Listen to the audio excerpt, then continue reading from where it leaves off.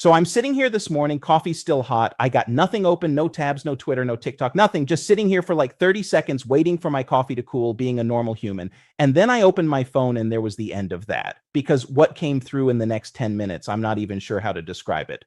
Other than, when you had a puzzle on the table for a long time and you got all these pieces that clearly belong together, but you just can't quite see how yet. Well, today feels like someone just pressed 4 pieces in at once and suddenly a whole section of the image, it snapped into focus. That's what this video is. I'm not going to oversell it either. I'm just going to walk you through what I found piece by piece and show you where I think it fits. And if you've been holding XRP for any real length of time, and I know a lot of you have, I feel your pain.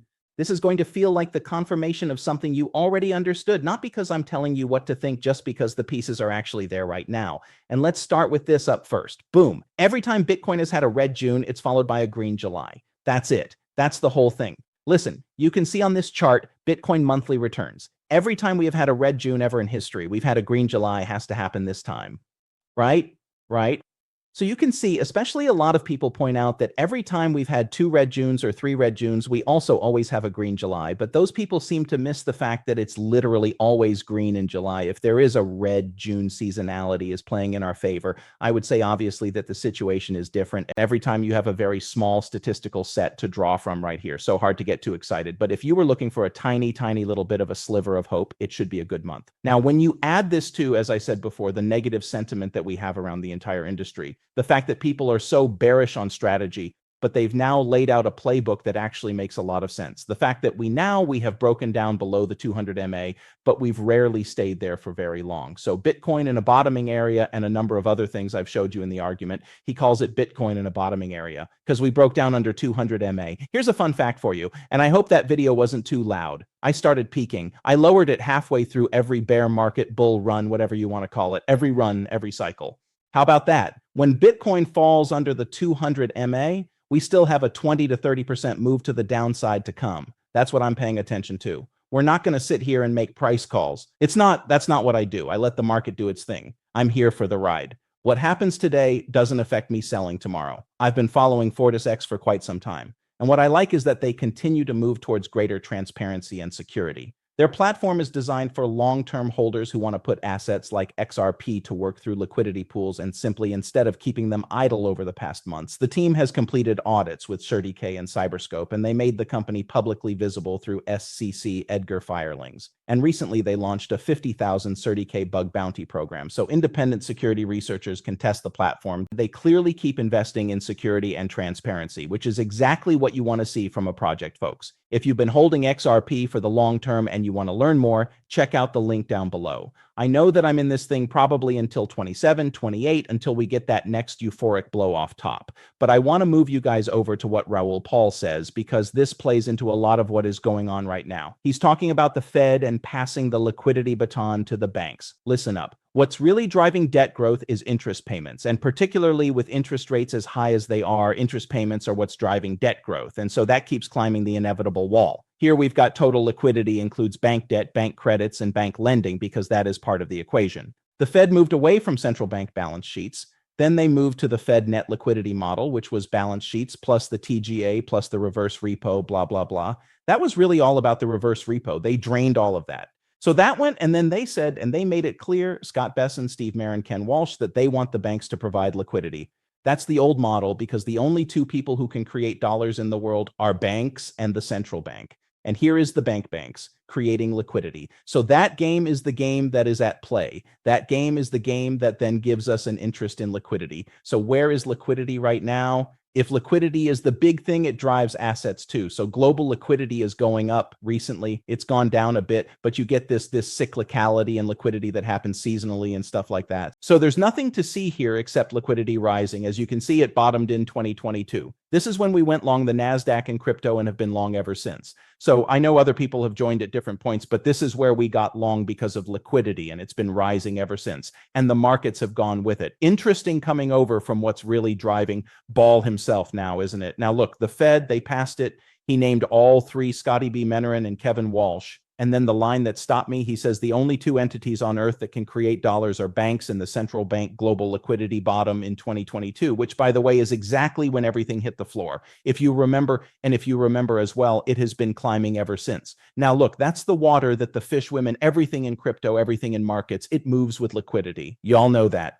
And if the people who are running the fiscal policy or explicitly verbally handing that lever to the banks, the same banks that are now building blockchain infrastructure, that piece fits right into the middle of that puzzle. We talked about in the beginning, that is the piece that tells you which direction the whole image is facing. And I want to be clear here, I think it's very easy to hear that global liquidity is rising and just nod and move on.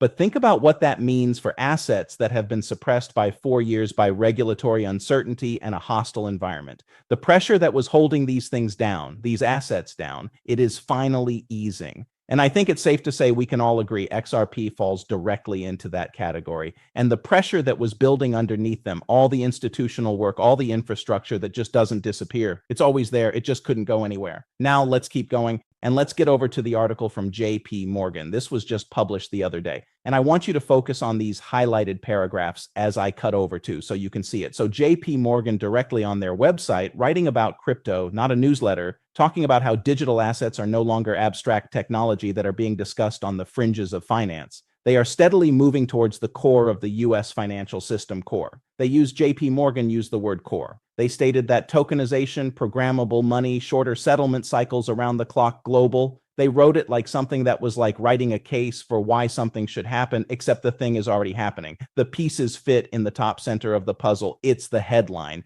It is what the completed image is called. And then it gets even better, because then I saw this on Twitter. This plays directly into what was just on JP Morgan's website. Look at the picture.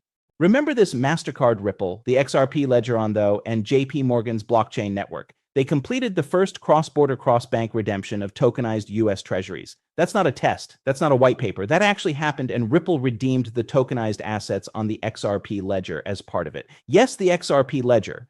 That's the ledger you've been holding through all of it. The SEC case, the years of nothing watching everything else run, sitting in that image right next to JP Morgan and Mastercard.